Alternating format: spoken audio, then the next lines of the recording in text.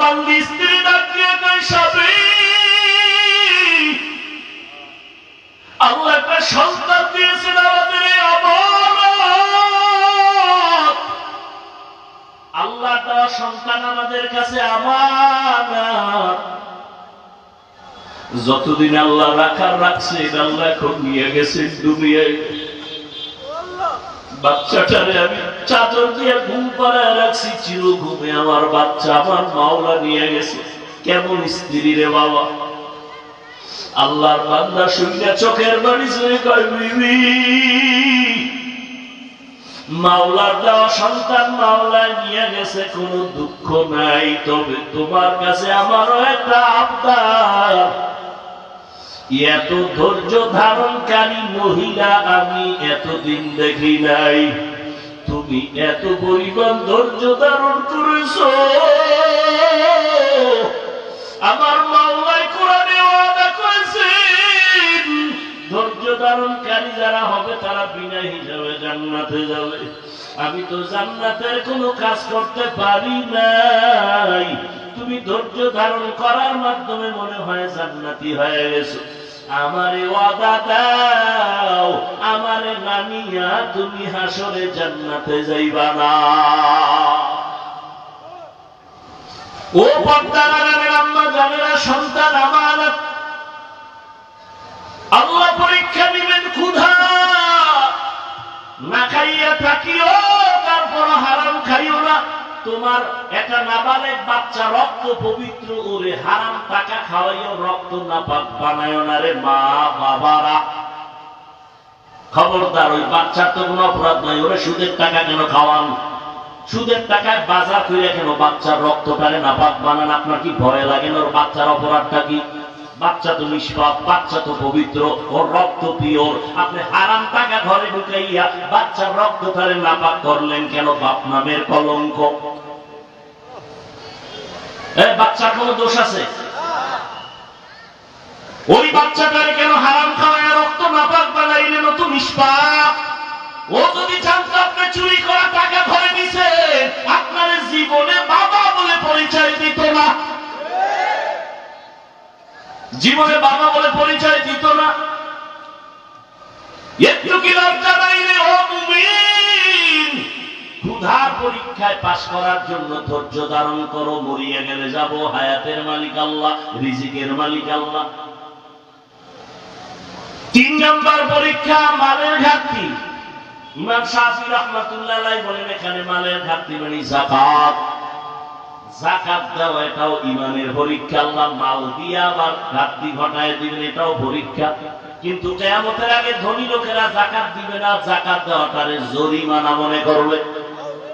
ঠিকই যাকাত এখন কিন্তু ঠিকঠাক মতো মানুষ দেয় না, মানুষকে দেখানোর জন্য কিছু দেয়, পরিপূর্ণ দেয় না।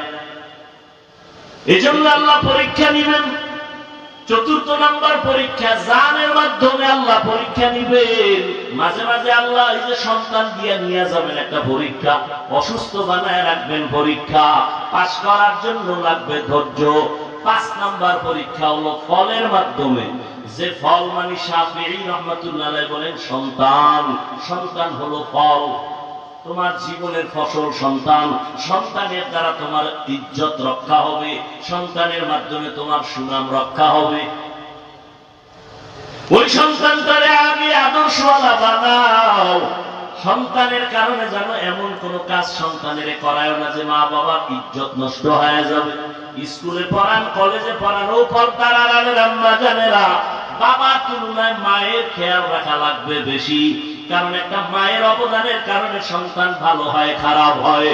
ও আম্মা জানেরা, সন্তান একজন ডাক্তার বড় দামি, ইঞ্জিনিয়ার বড় দামি, এই দেশের চেয়ারম্যানের ব্যবহার ভালো, ওসি সাহেবের ব্যবহার ভালো, ডিসি সাহেবের ব্যবহার ভালো, এই সব ভালোর পেছনে মায়ের অবদান। সন্তানের কোনো বাহাদুরি নাই। অতএব আম্মা জানেরা, আপনাদের এত সম্মান আল্লাহ দান করেছেন। নবীদের মা আপনারা, সাহাবায়ে কেরামদের মায়ের মতো মা। আয়েশা রাদিয়াল্লাহু আনহার মতো দামি নারী, ফাতেমা রাদিয়াল্লাহু আনহার মতো আপনারা দামি নারী, খাদিজা রাদিয়াল্লাহু তাআলা আনহার মতো দামি নারী। আপনারা ইসমাইল নবীর মা হাজরা আলাইহিস সালামের মতো দামি নারী, ঈসা নবীর মা মারিয়াম আলাইহিস সালামের মতো দামি নারী। ফেরাউন বেঈমান আল্লাহর সাথে চ্যালেঞ্জ দিয়ে নিজের খোদা দাবি করলো, অথচ তার ঘরে তার স্ত্রী আল্লাহর বান্দি হয়ে গেল। নাম কি? আসিয়া। আল্লাহর নবী বলেন কিয়ামতের ময়দানে আসিয়ার সাথে আমার বিবাহ হয়ে যাবে। ও আম্মা জানেরা, একটা বেঈমান ফেরাউনের ঘরে থেকে আসিয়া আল্লাহর গোলাম বান্দি হইয়া যদি জান্নাতের সুসংবাদ নিয়ে কবরে যায়, আপনি কেন পারবেন না? পাঁচ ওয়াক্ত নামাজ পড়েন, স্বামীর মাল হেফাজত করেন, সন্তানগুলো আদর্শ ডাক্তার বানান, ইঞ্জিনিয়ার বানান, আদর্শ শিখাইয়া সন্তানটারে আদর্শ সন্তান বানায় যান। আপনি মরিয়া গেলে সন্তান কোরআন পড়িয়া ডাক্তারি করবে, ফাঁকে ফাঁকে দোয়া করবে, ইঞ্জিনিয়ার হলো কোরআন পড়ে পড়ে দোয়া করবে। এখনো সময় আছে, তওবা করে নেন। ও যুবক বাবা, তওবা করো, মনে মনে আল্লাহকে ডাকো আর বলো, হে আল্লাহ, জীবনে গুনাহ তো কম করি নাই, নামাজ তো কম সারি নাই, বেপরদায় কম চলি নাই, আজকে থেকে তওবা করে নিলাম। তোমার আমার মতো যুবক যদি স্কুল কলেজে পড়িয়াও নামাজ পড়ে, তুমি কেন পারবা না রে বাবা? তোমার মতো যুবক যদি রাস্তায় গাড়ি চালায় নামাজ পড়ে, তুমি কেন পারবা না? তোমার মতো বান্দা জেনারেল লাইনে থাইকা ব্যবসা করে, শ্রমিকের কাজ করে, নদীতে মাছ ধরে, নামাজ ছাড়ে না, তুমি কেন পারবা না রে বাবা? এখন থেকে তওবা করে নাও, মনের বুঝাইয়া আল্লাহকে বলো, হে মালিক, আজকে থেকে নামাজ ছাড়বো না, দাড়ি কাটবো না, নবীর বিরুদ্ধে যাব না, উলামায়ে কেরামের পরামর্শ নিয়া নবীজির সুন্নাত অনুযায়ী চলবো, মা বাবার সাথে বেয়াদবি করবো না, মা বাবার দোয়া নিয়ে চলবো, উলামায়ে কেরামের পরামর্শ নিয়ে চলবো, মুরব্বী শিক্ষকদের পরামর্শ নিয়ে দোয়া নিয়ে চলবো। তওবা সবার কপালে নসিব হবে না, আল্লাহ যাকে কবুল করবেন সে তওবার দরজায় ফিরে আসবে। এখানে জানি না কার কপাল ভালো কার কপাল খারাপ রে বাবা। যাদের অন্তর তওবার জন্য তৈরি হয়েছে, মরিয়া গেল নামাজ ছাড়বা না, দাড়ি কাটবা না, বেপরদায় চলবা না, মা বাবারে কষ্ট দিবা না, উলামায়ে কেরামের বিরোধিতা করে গুনাহগার হবা না, নবীর তরিকা মানিয়া চলবা। তওবা করার মতো যদি কারো অন্তর তৈরি হয়, মুনাফিকি যদি না থাকে, দুটো হাত আমার আল্লাহকে দেখায়া দাও। আয় আল্লাহ, হাতগুলো কবুল করে নেন, তওবা কবুল করে নেন, তওবার উপরে মজবুত হইয়া চলার মতো তৌফিক দান করেন, আমিন। এক নাম্বার পরীক্ষা ভয়। কার ভয়? হ্যাঁ, দুই নাম্বার পরীক্ষা হলো ক্ষুধা। ওয়ালানাবলুওয়ান্নাকুম বিশাইইন মিনাল খাউফি ওয়াল জু'র, ক্ষুধার মাধ্যমে আল্লাহ পরীক্ষা নেবেন। ইমাম শাফিঈ রাহমাতুল্লাহি আলাইহি বলেন, ক্ষুধা মানে এখানে হলো রোজা। এই যে রমজান চলে গেল, কত আল্লাহর গোলাম ক্ষুধা সহ্য করতে পারে নাই, বিদায় রোজা রাখে নাই।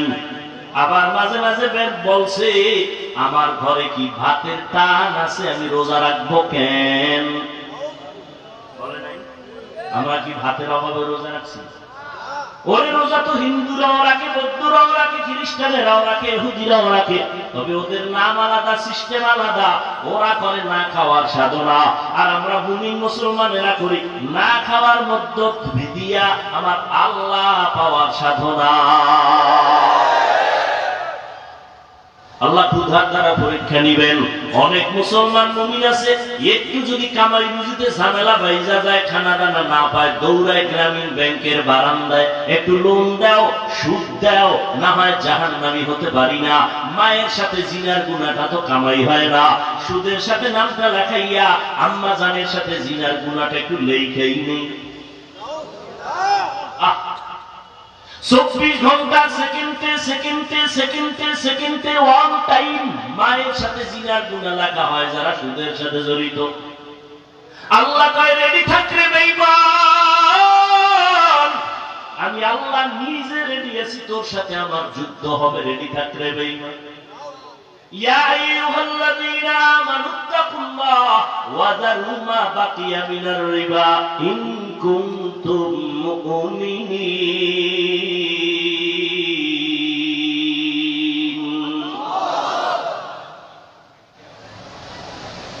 আল্লাহ বড় মারাত্মক এক গুনাহ, সুদের সাথে জড়িত থাকা।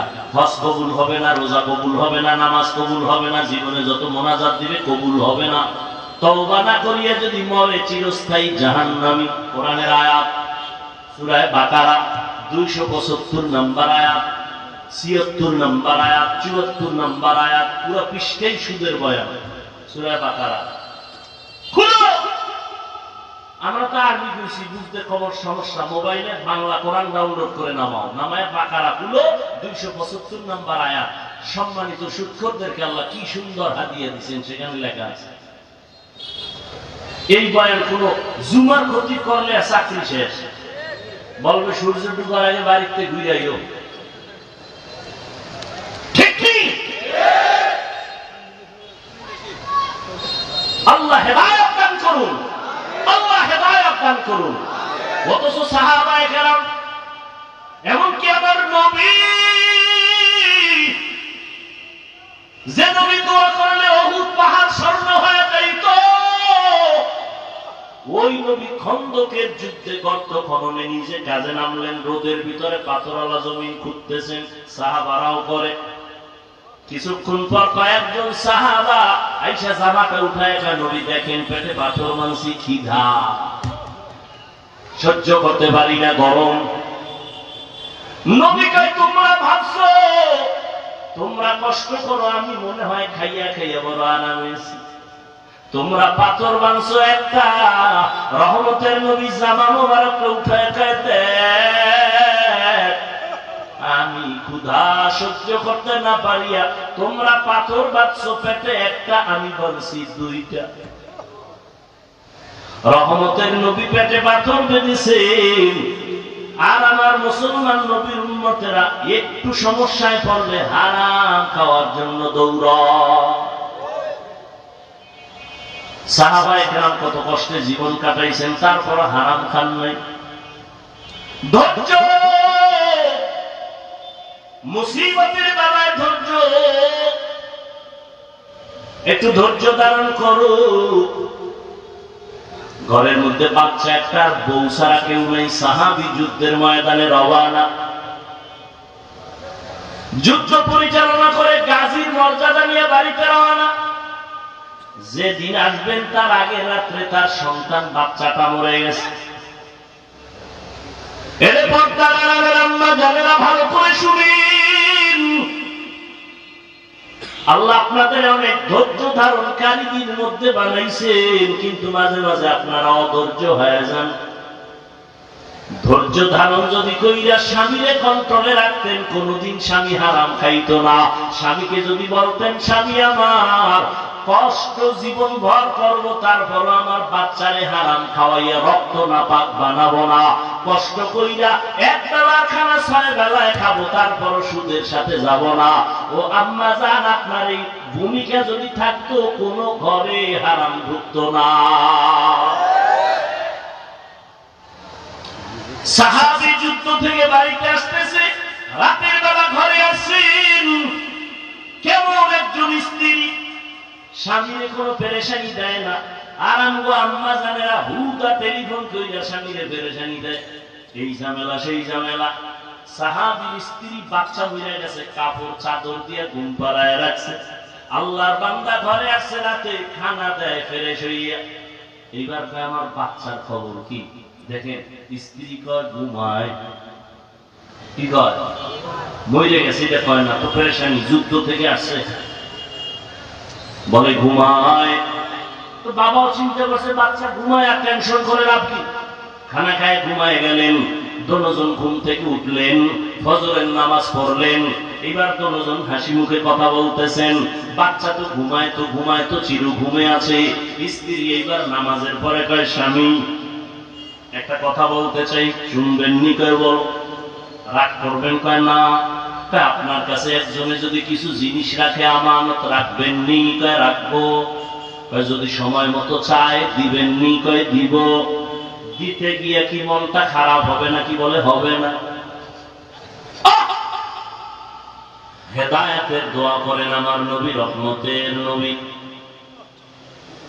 তাহলে হেদায়েত কত বড় কঠিন। من يهد الله فهو المهتد ومن يضلل فلن تجد له وليا مرشدا আল্লাহ বলেন আমি যদি চাই তো হেদায়েতের মালা গলায় লাগায় দেই, আর আমি আল্লাহ যদি না চাই বান্দা হেদায়েত পাবে দূরের কথা, হেদায়েত পাওয়ার কোন পথ ও প্রদর্শক খুঁজে পাবে না। হেদায়েত বড় কঠিন এক সম্পদের নাম। আল্লাহ তাআলা বলেন আমি যারা বেশি মহব্বত করি তারে হেদায়েত দিয়ে দেই, আর আমি মহব্বত করতে গিয়ে তারে আগে একটু আমি পরীক্ষা নেই। পরীক্ষায় পাশ করার জন্য পুঁজি লাগবে ধৈর্য। ধৈর্য বড় দামি একটা সম্পদ। এই ধৈর্য যদি না থাকে কামিয়াব হওয়া সম্ভব না।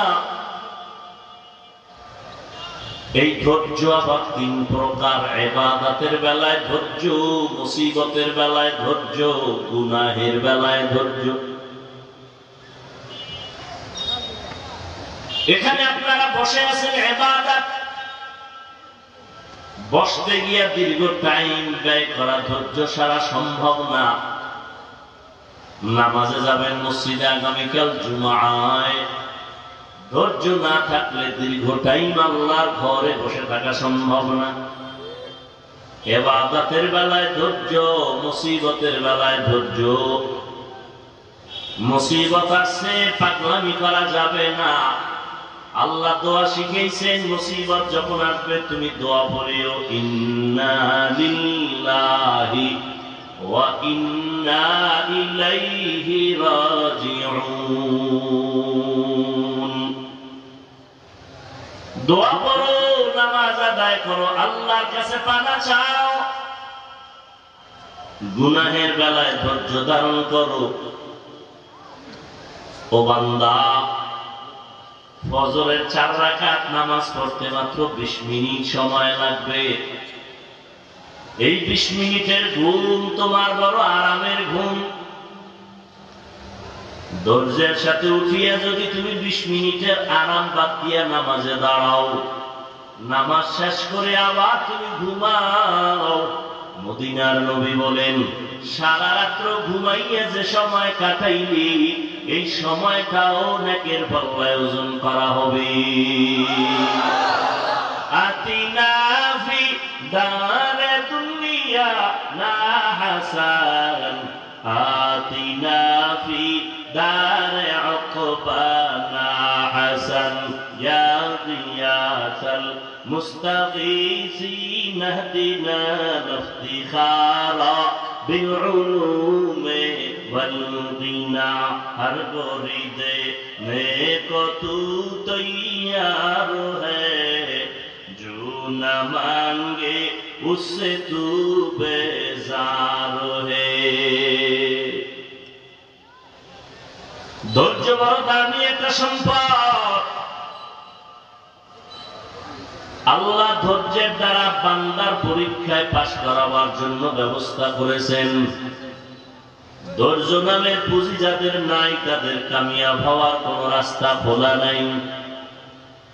আর এই ধৈর্য ধারণকারী যদি হয়ে যায় তারপর পুরস্কারও আল্লাহ ঘোষণা করেছেন। যারা ধৈর্য ধারণ করবে আল্লাহ তাদের বড় বড় 2টা পুরস্কার দিবেন, একটা দুনিয়াতে আর একটা আখিরাতে। দুনিয়ার পুরস্কার আমার আল্লাহ বলেন আমি তার বন্ধু হয়ে থাকবো।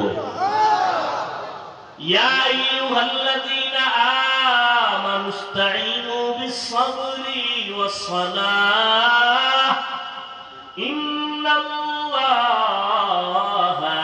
مع الصابرين।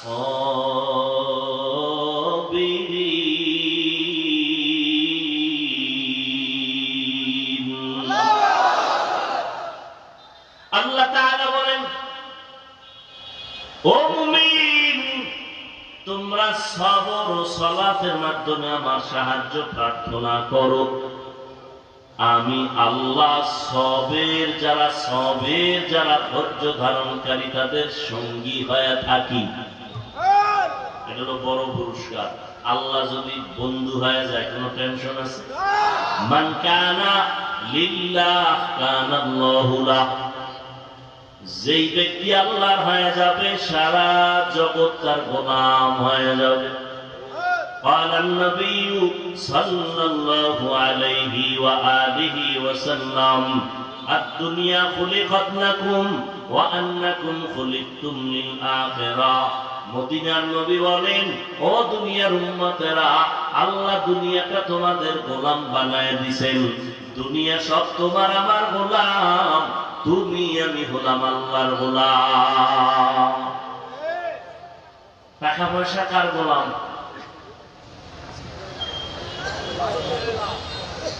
দুনিয়ায় যা কিছু সব আমাদের গোলাম, আমরা কার গোলাম? তাহলে গোলামে মালিকরে খুঁজে, মালিক গোলাম খুঁজে না। আমরা আল্লাহরে খুঁজবো, দুনিয়া আমাদের খুঁজবে। কিন্তু এখন উল্টা হয়ে গেল, আমরা দুনিয়া খুঁজি, আল্লাহ আমাদের খুঁজি। ধৈর্য ধারণকারীদের দুই পুরস্কার।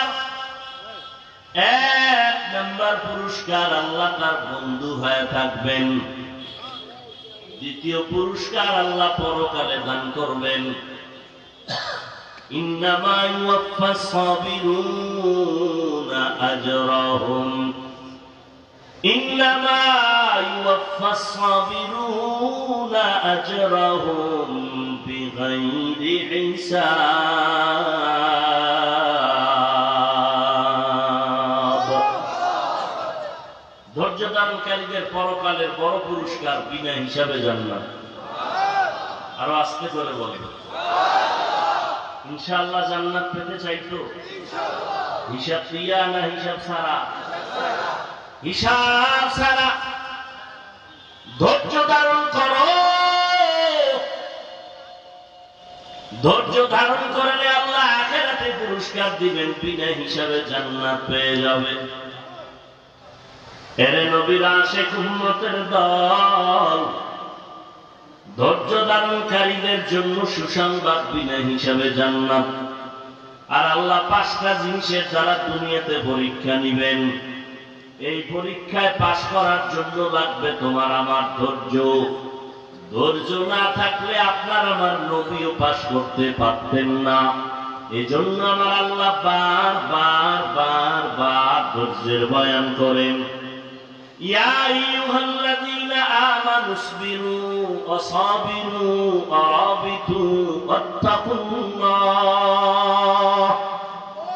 ওয়াত্তাকুল্লাহা লাআল্লাকুম তুফলিহুন।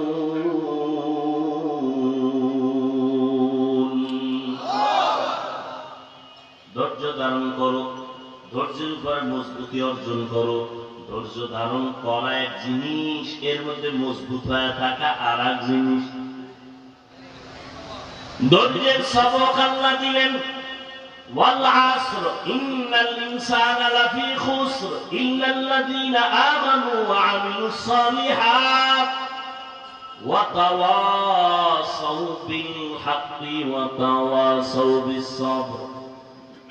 সূরা আসরের মধ্যে আল্লাহ সবরের সবক দিলেন। পাঁচটা জিনিসের দ্বারা আল্লাহ পরীক্ষা নিবেন। এক নম্বরে ভয়। চার মাযহাবের চার ইমামের এক ইমাম, ইমাম শাফিঈ রাহমাতুল্লাহ আলাইহি, তিনি বলেন এখানে ভয় মানে হলো আল্লাহর আযাবের ভয়। আল্লাহর ভয় অন্তরে জমা করো, তাহলে তোমার জন্য গুনাহ ছাড়াটা সম্ভব। এই ভয়ের নাম তাকওয়া, এই ভয়ের নাম খশিয়া, এই ভয়ের নাম খৌফ। আমি যদি এখানে প্রশ্ন করি আপনারা কারা কারা আল্লাহকে ভয় করে, সবাই হাত উঁচু করে বলবে আমরা সবাই আল্লাহরে ভয় করি। আবার যারা একটু বেশি চালাক তারা বলবে আপনাদের থেকে আরো বেশি ভয় করি। অথচ এখানে এমন আশিকে রাসূল বসে আছে, আজকে ফজর পড়ে নাই, যোহর পড়ে নাই, আসর পড়ে নাই, মাগরিব পড়ে নাই, এশাও পড়ে নাই। এমন আশিক নাই? কত বড় আশিক! নামাজ না পড়লেও ঈমান তাজা। এর নবীর আশিক যে নামাজ পড়ে না সেও বলে আমি আল্লাহকে ভয় করি, যে বেপরদায় চলে সেও বলে আমি আল্লাহকে ভয় করি, সুদের টাকায় যারা ব্যবসা করে তারাও বলে আল্লাহরে ভয় করি, আর যারা হালাল ভাবে চলে, পর্দা করে, তাহাজ্জুদ পড়ে, জিকির করে, তারাও বলে আল্লাহকে ভয় করি। আসলে আল্লাহর ভয়ের হাকিকত আমাদের জানা নাই। আসলেই যারা আল্লাহকে ভয় করে তাদের নমুনা কি হবে এই বিষয়ে উদাহরণ দেই। সন্তান মা বাবাকে ভয় করে, তার নমুনা মা বাবার সামনে অপরাধ করে না। যেই ছাত্র ছাত্রী শিক্ষক শিক্ষিকাকে ভয় করে তাদের সামনে অপরাধ করে না। ঠিক যারা আল্লাহর আযাবের ভয় করবে ওই বান্দা জীবনেও গুনাহ করবে না। তাহলে যারা গুনাহ করে তারা ভয় করে, কথাটা মিথ্যা। ভয় করলে সে বেপরদায় চলতে পারে না। আল্লাহকে যারা ভয় করবে তারা সুদ খাইতে পারে না, তারা মানুষ হত্যা করতে পারে না, মানুষের বাড়ি আগুন দিতে পারে না, গরিবের হক নষ্ট করতে পারে না। আল্লাহর ভয় যাদের অন্তরে থাকবে তারা কখনো গুনাহ দিকে যাবে না। জীবন চলে যাবে, তারপর আল্লাহর অবাধ্য হবে না। আল্লাহ এই ভয়ের দ্বারা মানুষের প্রথম পরীক্ষা নিবেন। আপনারাও মুসলমান, আমিও মুসলমান, এখানে যত মানুষ আসছেন সবাই নবী মানেন, আল্লাহ মানেন, কোরআন মানেন, হাদিস মানেন, আমিও তাই। আপনারাও নবীর উম্মত, আমিও নবীর উম্মত। আপনারা এক আল্লাহর গোলাম, আমিও সেই আল্লাহর গোলাম। আপনাদের ধর্ম আর আমার ধর্ম এক না আলাদা? আপনাদের কাবা আমার কাবা এক, আপনাদের কালেমা আমার কালেমা এক। দুনিয়াতে আপনি আমি আসছি, সিস্টেমও এক। নাকি আপনারা আসমান থেকে আইছেন? বিদায় বেলার সিস্টেমও এক। কে বক্তা, কে শ্রোতা, কে ইমাম, কে মুক্তাদি, কে ডাক্তার, কে রোগী, বিদায় বেলা সবার কাফন হবে তিনটা। আমি বক্তার সম্মানে একটা কাফন কেউ বাড়াইয়াও দিবে না, গরিব হওয়ার কারণে কারো কাফন একটা কমাইয়াও দিবে না। কালার হবে আলাদা। বড় লোকের কাফনের কালার একরকম, গরিবের কাফনের কালার হবে আর এক রকম। কালারও সবার এক। আজকে আমি বক্তা দিয়া ভাব দেখাই, আপনি টাকার ভাব দেখান, ক্ষমতার ভাব দেখান, সবার ভাব সাদা কাফনে ঢুকার পরে আর থাকবে না।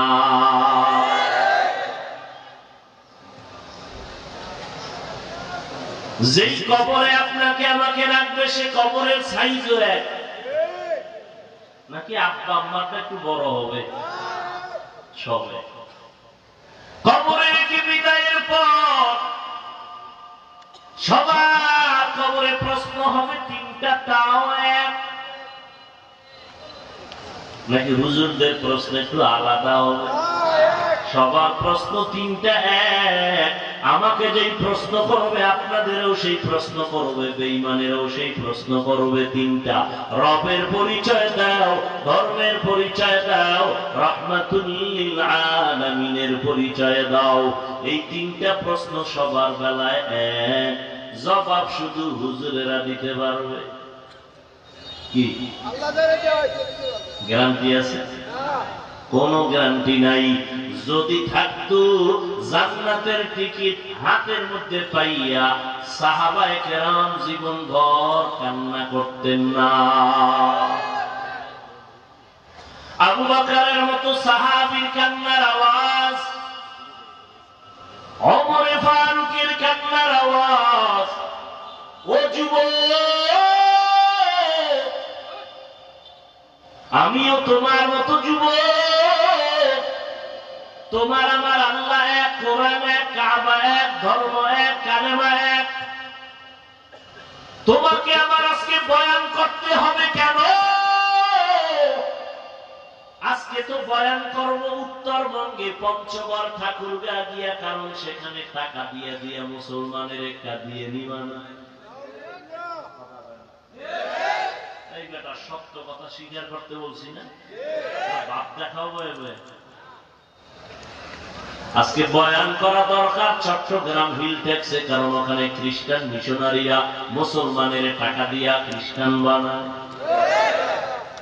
খবর নেই, ও খবর দেয় লাভ কি?